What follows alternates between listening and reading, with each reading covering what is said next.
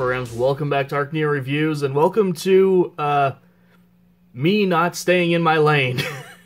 So, today's figure, actually, I got from my parents, of all people. They took a trip, went to a Japanese import store, saw this and thought of me, and it's not hard to see why. Another big Japanese robot, however, this time, instead of a Transformer, it's a Gundam. So, yeah, we'll be taking a look at the Gundam Universe EZ-08, EZ-8, GU-8. I don't know. I know nothing about Gundam. Full disclosure. I just know that, like, you know, guys with spiky hair pilot them, and sometimes they fight in space. But I figured for fun, I'd show the box. There's a bunch of stuff on it I can't read. Some stuff I can. It does look to be... I think this is related in at least some ways to those Dragon Ball Evolution figures I looked at not terribly long ago. By the way, they did make more of those. I was at Target fairly recently, and they had an Ultra Instinct Goku now. I didn't get it. I'm not gonna get all those, but... So yeah, today, gonna go ahead and check out this guy. If the camera will focus. And, this is a really, really neat figure. Even to an outsider like me, this thing is awesome. Just on the figure itself, really nice molding, really good paint apps. There's not a ton of paint, but, you know, it's where it needs to be, and it's very, very sharp and clean. Hasbro / Takara could definitely learn a thing or two. Yeah, this is some nice clean paint. Really cool design. I do really, really like the way this guy looks. Posability on him is great. The head is on a ball joint, so you get a little up and down, and you get some rotation. A little side to side as well. Just, you know, limited, but still pretty good range of motion. Shoulders can go out. They can rotate, as well as the shoulder pad is a separate piece that rotates around them. This is a new figure, so it is quite stiff. There is a bicep swivel as well. Double jointed elbow, which gets you really, really nice range of motion. The fists are on a ball joint, so you get, you know, a little bit of tilting as well as rotation. There is a limited... I'm pretty sure it's a ball joint here in the torso, so you get a little bit of a crunch, bit of rotation. Side skirts can go out, and front skirts can come up and pop off. Back in the hole. Back in the hole. I missed the hole. Okay, one second. This is going to take me a second. Okay.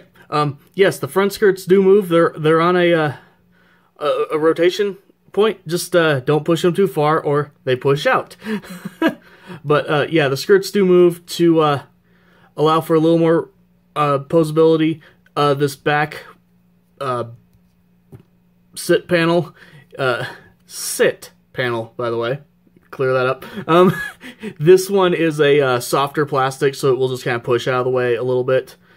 But legs can kick out, they can kick forward, they can kick back.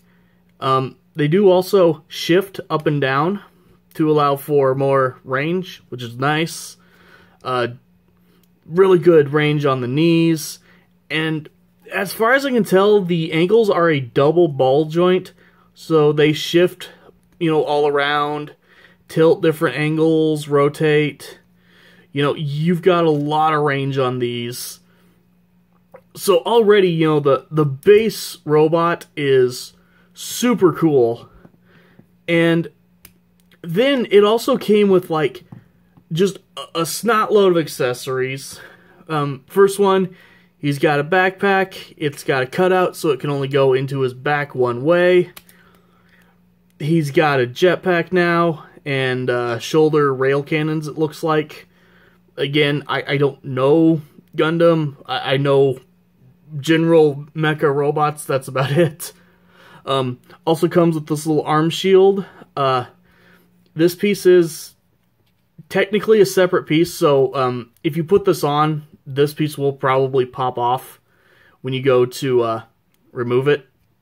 As my camera, once again, is not sure what to focus on. Go to my Patreon, help me out, buy me a new camera. No. But, so you've got that. Again, nice paint. Not a ton, but still nicely done paint on the shield. I really like that. He does come with alternate hands. The alternate hand for the right has a little trigger finger sticking out, which is meant for the gun. So, easiest way I've found to do this is kind of put the gun in sideways and then turn it into position and get the trigger finger to go into, well, where the trigger is. Then just go ahead, pop the sand off. Pop that one on. Give him a gun. If you want, on the left hand, it also comes with a grabby hand minus the trigger finger. And then for this hand, you get these, well, I mean, you can put it in the other hand too, but it's more meant for this hand. You get these little, I swear they're not lightsabers. I put that one in backwards. I looked at a picture to make sure I knew that this little piece went facing back. But, yeah, you get these little, you get two of these little, you know, laser sword grips, as well as you get two of these big pink sword effects. Let's go ahead, plug that in there. And I don't know, there's probably a lore reason that this thing that I'm about to do does not happen.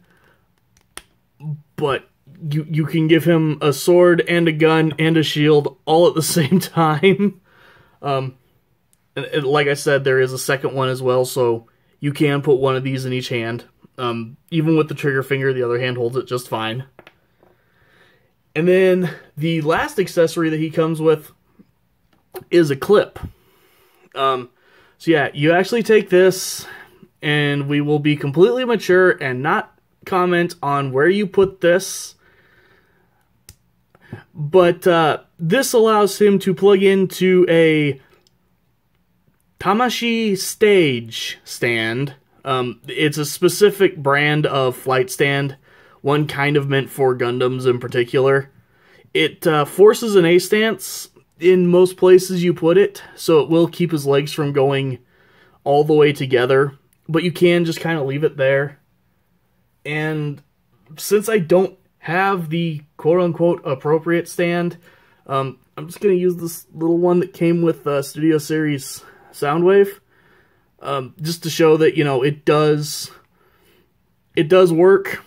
I don't know if this is a thing he would ever do, but yes, you know, any flight stand that's, you know, the 3mm, I think, could be 2mm. The small flight stand that's the, you know, standard Japanese size works with that. So, yeah, I mean, overall, this is a super, super awesome figure. Again, I'm sure I'm, you know, a horrible, evil person because I gave him, like, the gun and the sword and the shield all at the same time. And knowing me, yeah, that's me doing something like punishable by law or something. But overall, yeah, this thing is truly, truly awesome, honestly. I love the posability it has. The way it looks is great. Again, the sculpting is top-notch. I'm sure you could get one of those Gundam pins, I think they call it, and, like, you know, put some little dots of paint into the rivets and along some of the panel lines and make it stand out even more. But as it is, this thing is super freaking cool. Anyway, thank you guys for watching, and as always, I will see you next time.